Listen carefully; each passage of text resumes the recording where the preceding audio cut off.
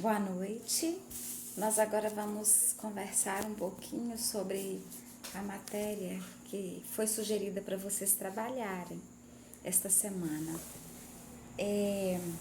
Nós vamos ver um pouquinho da regionalização do mundo.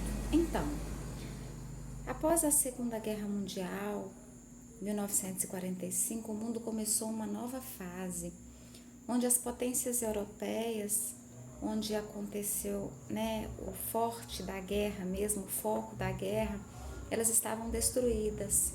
Então, dois polos de poder despontaram no mundo.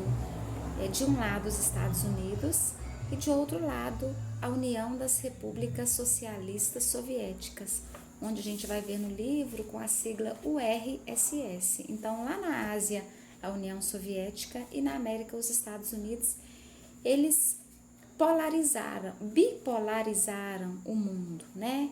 Então, o mundo, eles representavam os dois polos de poder no mundo na época. E esse período ficou conhecido como Guerra Fria, porque foi uma guerra, esse período pós Segunda Guerra Mundial, de 1945 até aproximadamente 1989, foi o período conhecido como Guerra Fria, onde Estados Unidos e União Soviética, eles dominavam o mundo. Exerciam as suas influências e queriam adeptos, queriam que os outros países ficassem sob a sua influência.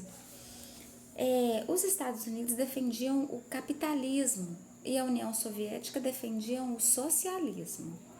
A gente nem precisa falar quem saiu ganhando nisso tudo, né? Mas, por muitos anos, eles ficavam disputando o que a gente chama de hegemonia, o poderio sobre os países do mundo. E o capitalismo defendido pelos Estados Unidos, ele visa, a economia de mercado, a busca do lucro, a propriedade privada, a propriedade particular, dentre outros. A sociedade dividida em classe, uma classe rica e a classe pobre, e o seu principal objetivo é o lucro. Isso é o capitalismo. E já o socialismo, defendido pela União Soviética, ele defendia a economia planificada, onde o Estado era o organizador, o planejador da economia e também o que realizava, o que administrava. E também os meios de produção, eles também pertenceriam ao Estado no socialismo, não haveria classes sociais e não haveria propriedade particular ou privada. Então, a União Soviética defendia o socialismo e os Estados Unidos o capitalismo. Durante todo esse período, aconteceu, como eu já falei com vocês, a Guerra Fria. Aí houve a corrida armamentista, onde cada um queria desenvolver armas mais poderosas. Houve a corrida espacial, onde cada um queria mostrar os seus feitos, as suas capacidades de conquistar o espaço. Mas não houve um bombardeio, um ataque, assim, vamos dizer, real. Foi uma guerra mais de ameaças entre os dois países. E isso perdurou até 1989, porque a Alemanha, ela acabou sendo dividida e foi construído um muro nesse período, chamado Muro de Berlim, e que dividiu a Alemanha em ocidental e oriental. A parte da Alemanha oriental era adepta do socialismo e a Alemanha ocidental era capitalista. Quando foi em 1989, que já estava chegando ao fim da Guerra Fria, esse muro foi destruído, as pessoas se revoltaram e o Muro de Berlim foi destruído. E esse foi o marco principal do fim da Guerra Fria. Por enquanto, é isso que eu queria falar para vocês. E vocês lendo essas páginas do livro aí, a partir da página 28, aliás, 38, vocês terão uma ideia melhor disso que eu falei. Boa noite. Olá! Então, continuando o nosso assunto sobre regionalização mundial, nós vamos partir do conceito de mundo bipolar, né, onde o mundo foi dividido em dois polos de poder, Estados Unidos e União Soviética, e considerar que nessa época também do mundo bipolar houve a regionalização três mundos. Essa regionalização três mundos considerava o primeiro mundo, o segundo e o terceiro, sendo que o primeiro mundo era composto por países capitalistas ricos, o segundo mundo, países socialistas, e o terceiro mundo, os países pobres, subdesenvolvidos.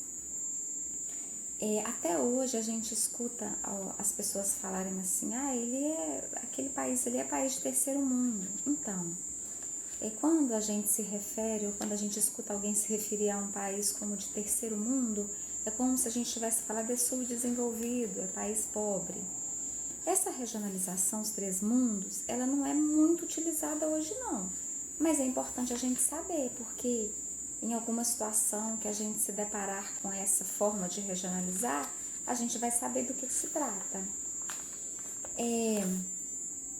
Então, com o término da Guerra Fria, com a queda do Muro de Berlim e com o fim do mundo bipolar, surge uma outra forma de se referir ao mundo, como o mundo multipolar.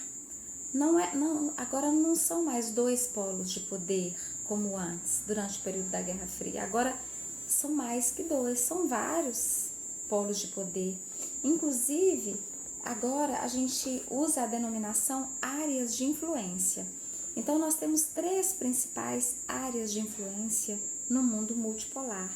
A área de influência dos Estados Unidos, a área de influência da União Europeia, que é um importante bloco econômico na Europa e no mundo, e a área de influência do Japão, lá na Ásia e naquelas regiões lá, Oceania e lá perto. Então, três áreas principais de influência, mas outras vão surgir depois desse momento. Também nessa época, tem uma outra forma de regionalizar, chamada países do norte e países do sul. Essa regionalização, ela traz o mapa do mundo dividido por uma linha que não é reta e que é diferente da linha do Equador. Uma linha que faz umas ondas, umas curvas. E os países que estão ao norte dessa linha são os considerados países desenvolvidos. E os países que estão ao sul dessa linha são considerados os países subdesenvolvidos. Só que essa linha tem que fazer uma curvatura bem grande no sul, porque embora alguns países estejam localizados ao sul da linha do Equador, eles são desenvolvidos. Então, eles têm que ficar ao norte dessa linha, como é o caso, por exemplo, de alguns países da Oceania, que são desenvolvidos, mas que estão lá no sul. Então, a linha faz uma volta para colocar esses países ao seu norte, né? Para que eles fiquem no grupo dos países desenvolvidos. Então, essa forma de regionalização a gente ainda vê muito nos mapas e outras surgiram também. Depende do olhar de quem está regionalizando. Regionalizar, então, é agrupar uma região, um país, alguns estados com características comuns, características parecidas. E essas são as principais formas de regionalização do mundo. Espero poder ter ajudado um pouco. Boa noite, fiquem com Deus.